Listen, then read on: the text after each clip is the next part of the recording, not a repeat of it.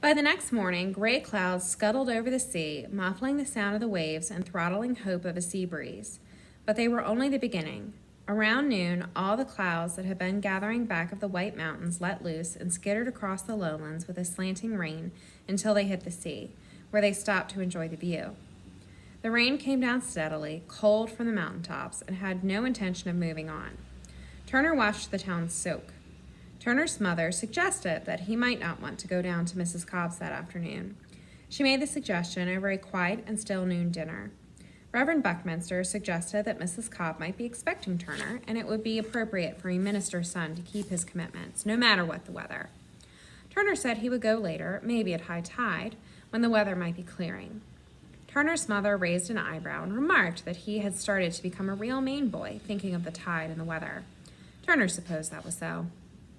And that was about it for the rest of dinner.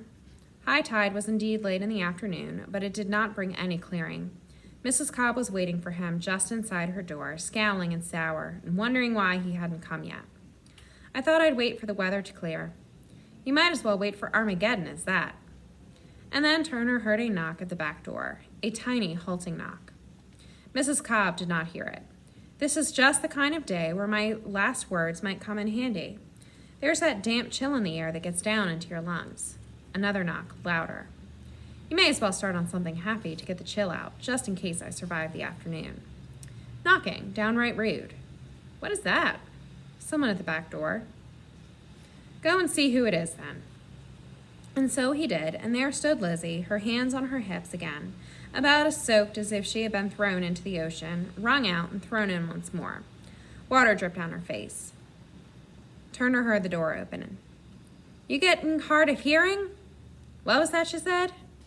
"You must think I like standing in the wet and stop answering a question with another question." Turner looked around and found a dish towel. It was the best he could do. She took it, still glaring, wiped her face and arms, dried off her legs as best she could, then folded it and handed it back. "Thank you," she said.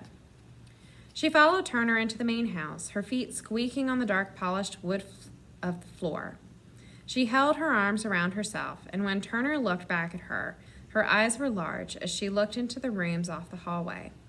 "Just one person lives here," she said, and shook her head at the thought. "Golly Moses, wouldn't Granddaddy think this was fine?" "Who is that?" called out Mrs. Cobb, turning in her chair as they came into the room. "Mrs. Cobb, this is—" "Oh, my sweet Jesus," said Mrs. Cobb. "A Negro girl standing in my house."